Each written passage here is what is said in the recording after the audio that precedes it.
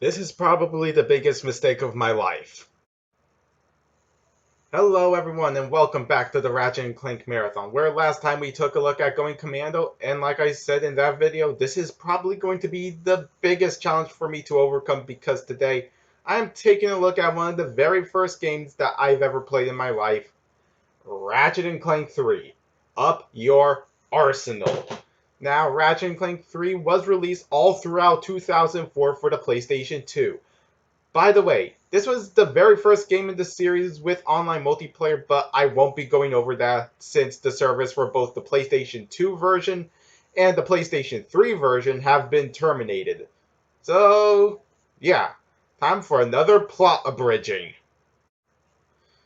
So, the plot of 3 takes place after 2, with a new villain on the rise who goes by Dr. Nefarious, who would later become the most beloved villain in the entire franchise. We head to Veldin, which is being blasted to Kingdom Come by a new race of aliens called the Tyrannoids. We then head to Florana to find Captain Quark. We try to jog his memory. The Q-Force becomes a thing, and we go from planet to planet, blowing shit up, all while getting new weapons to blow more shit up. We meet Nefarious face to face a few times throughout the game, with Quark believed to be dead upon another encounter. But he's actually alive, just in hiding, I guess. The starship Phoenix, which is this game's hub world by the way, is under attack by nefarious troops, and we try to destroy his big bad weapon, which has the ability to turn organic life forms into bots called the Biobliterator, but he has another, so we kick his robotic ass and destroy his discount Evangelion mech, and it ends with Nefarious and his butler Lawrence on an asteroid drifting through space.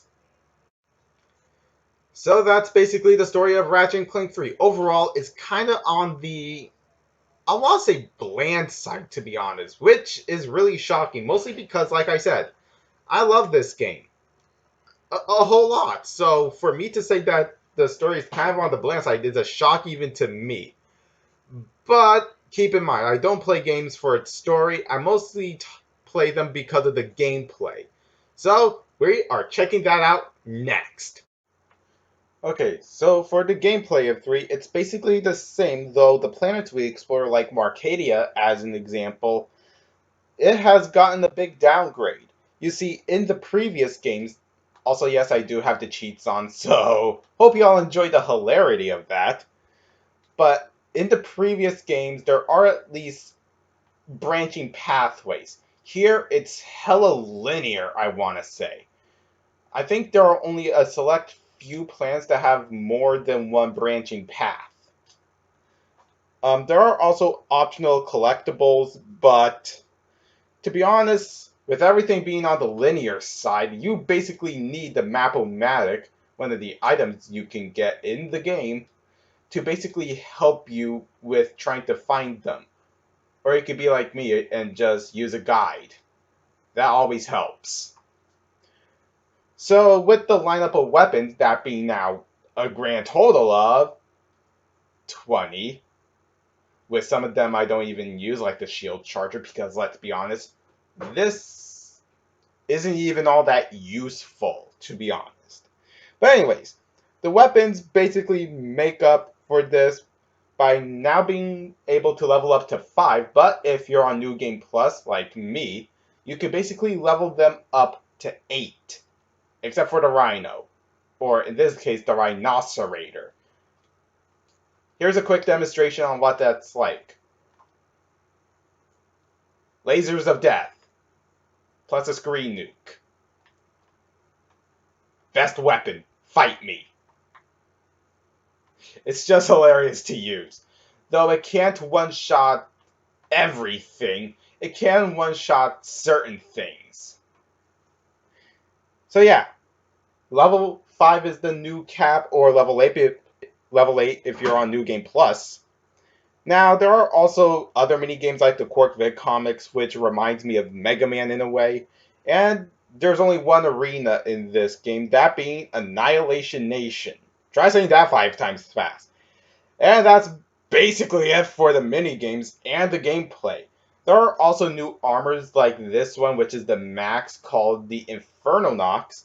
Though if you're doing a wrench only, you can basically get the 1 million bulk cost, like Game Champ.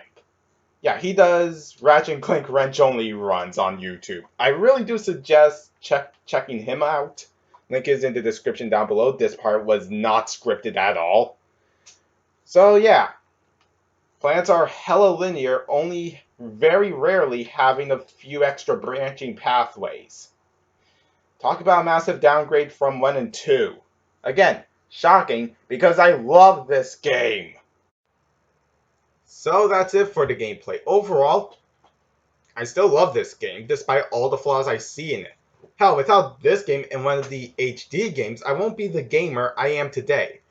But with nostalgia and the flaws in mind, I'm giving Ratchet and Clank 3 my score of a 9 out of 10. Now, I want to hear from you all. Did you play Ratchet and Clank 3, and could you recommend this to a friend?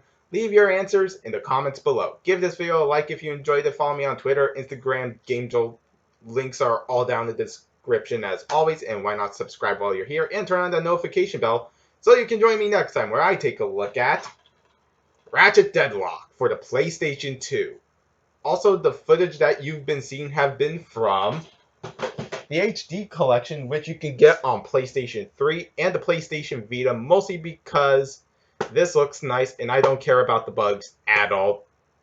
But I will be using the PlayStation 2 version of Deadlock for my footage, mostly because the HD version has some really fucked up bugs in it. Mostly because that version of Deadlock is digital only. But until then, take care, everybody.